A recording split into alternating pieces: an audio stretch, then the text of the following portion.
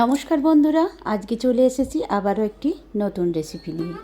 অত্যন্ত সহজভাবে বানানো এই মাশরুমের রেসিপিটি একবার বানালে বারবার বানাতে ইচ্ছে করবে। এটা দেখতে যত ভালো হয়েছে, খেতেও কিন্তু অপূর্ব হয়েছিল। তো কিভাবে বানাই আসুন তাহলে দেখে নিই আজকের এই মাশরুমের রেসিপিটি। খুব সহজ এবং খুবই কম উপকরণে কয়েকটা উপকরণ হাতের কাছে থাকলে এটি চটজলদি বানানো হয়ে যায়।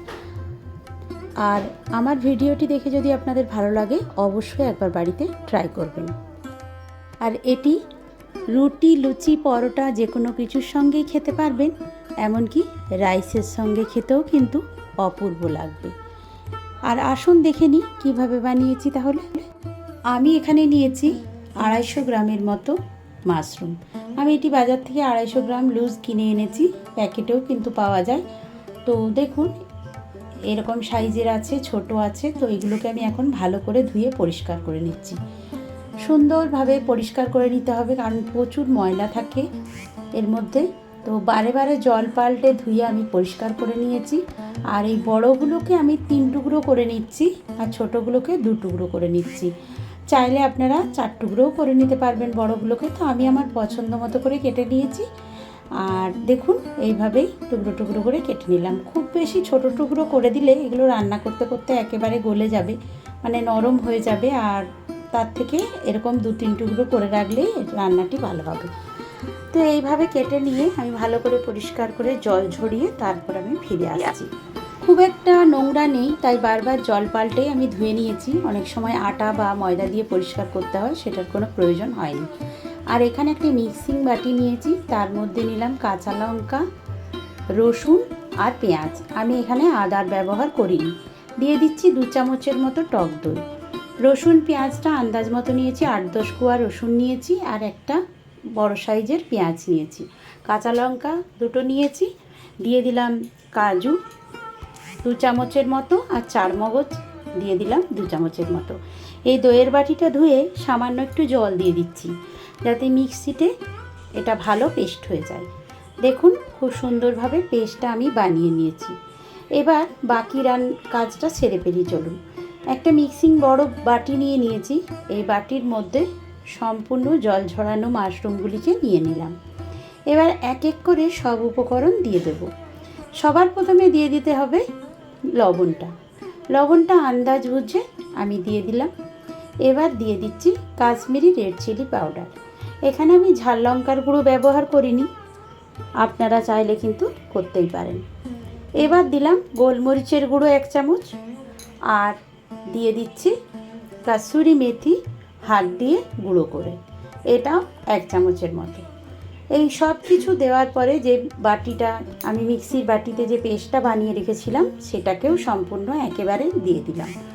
এবার খুব ভালোভাবে সব কিছু দিয়ে মাখিয়ে রেখে দেবো 10 মিনিটের মতো। সামান্য একটু চিনিও আমি এতে অ্যাড করে দিচ্ছি, কারণ যেহেতু টক দই আছে, আর একটু চিনি দিলে খেতে ভালো লাগবে। এবার চামচের সাহায্যে খুব ভালোভাবে এটাকে মিশিয়ে নিতে হবে। তারপর এটাকে একটু 10 মিনিটের ম্যারিনেট হতে রেখে দেব। তো দেখুন খুব ভালোভাবে মেশানো হয়ে গেছে। এবার এটাকে ছেড়ে দেব 10 মিনিটের জন্য। ততক্ষণে চলুন বাকি রান্নার কাজগুলো সেরে ফেলি।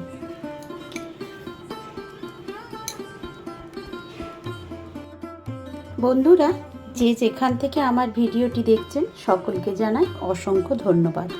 আমার সাথে থাকার জন্য অসংখ্য ধন্যবাদ জানিয়ে বাকি রান্নাটি শুরু করছি। আমি এখানে জিরের গুঁড়ো দিতে কিন্তু ভুলে গিয়েছিলাম, তাই এখন আমি 2 চামচের মতো, ছোটো চামচের 2 চামচের মতো জিরের গুঁড়ো দিয়ে দিলাম। তারপরে আরেকবার ভালোভাবে মিশিয়ে নিচ্ছি চামচের সাহায্যে। আর এইভাবে কে কে রান্না করেন আমাকে কমেন্ট করে জানাবেন। আর সম্পূর্ণ রেসিপিটা দেখে যদি আপনাদের ভালো লাগে অবশ্যই বাড়িতে বানাবেন যারা এখনও বানাননি।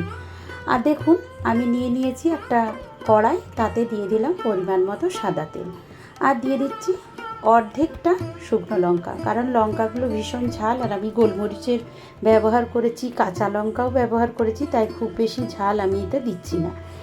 আর দিয়ে দিলাম একটা তেজপাতাকে ছিঁড়ে, আর দিয়ে দিচ্ছি গোটা গরম মশলা 2-1টা করে, যেমন লবঙ্গ, এলাচ, দারচিনি 2-1টা করে দিয়ে দিয়েছি। এবার ভাজা ভাজা হয়ে গেছে, সুন্দর একটা মিষ্টি গন্ধ পাওয়া যাচ্ছে এই তেলটা থেকে। তারপর আমি দিয়ে দিলাম যে ম্যারিনেট করা মাশরুমটা রেখেছিলাম, সেটাকে সম্পূর্ণ দিয়ে এখন কিছুই না, শুধু নাড়াচাড়া করতে হবে। একটু সময় নিয়ে যাতে নিচে না ধরে যায় সেটার দিকে খেয়াল রেখে শুধু বারে বারে নাড়াচাড়া করতে হবে। আর দেখুন মিক্সির বাটিটাতে কিন্তু অনেকটা লেগে আছে মশলা, সেটাও ভালো করে আমি দিয়ে দিলাম। এরপর গ্যাসের ফ্লেমটাকে একটু মিডিয়ামে রেখে আমি বেশ কিছুক্ষণ সময় নিয়ে এটাকে নাড়াচাড়া করে কষিয়ে নেব। শুধু কষানোই এতে কাজ, আর কিছু কাজ নেই, কারণ কষাতে কষাতেই এই মাশরুমগুলো সেদ্ধ হয়ে আসবে। তারপরে আর এটার থেকে কিন্তু অনেকটাই জল বেরোবে, তাই খুব বেশি জলের ব্যবহার এতে হবে না। মাশরুম থেকে প্রচুর পরিমাণ জল বেরোবে। এখন ঢাকনা চাপা দিয়ে দিলাম, আর দেখুন কতটা জল বেরিয়েছে এখনই। এরপরে এইভাবে একবার করে ঢাকনা খুলে নাড়াচাড়া করে দিতে হবে, যাতে সব দিকে সমানভাবে মাশরুমগুলো সেদ্ধ হয়ে যায়। আবারও কিছুক্ষণ ঢাকা দিয়ে রেখে দেবো। এইভাবে ঢাকা দিয়ে ভালো করে সেদ্ধ হয়ে যাওয়ার পরে আমি যে মিক্সির বাটিতে জলটা দিয়ে ভালো করে ধুয়ে দিয়ে দিলাম, বাটিতে যতটা লেগেছিল সম্পূর্ণটা এখানে দিয়ে দিলাম। আর এবার আবারও একবার ফুটিয়ে নেবো ঢাকা চাপা দিয়ে, তাহলেই কিন্তু রান্নাটা হয়ে যাবে। দেখুন রান্না থেকে তেল ছেড়ে গেছে, সম্পূর্ণ রান্নাটা প্রায় শেষের দিকে। এরপর 2-1টা উপকরণ দিলেই কিন্তু রান্না শেষ। আর গ্রেভিটা দেখুন কত সুন্দর দেখতে লাগছে। আর তেজপাতাগুলোর কাজ কিন্তু শেষ হয়ে গেছে, তাই তেজপাতাগুলোকে আমি তুলে ফেলে দেব।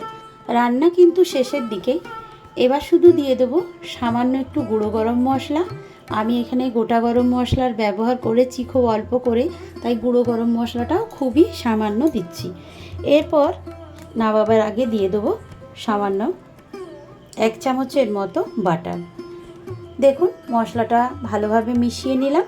এবার বাটারটা দিয়ে আমি এটাকে গ্যাসের ফ্লেমটাকে বন্ধ করে দিলাম, আর ঢাকনা চাপা দিয়ে এটাকে কিছুক্ষণ রেখে দেবো।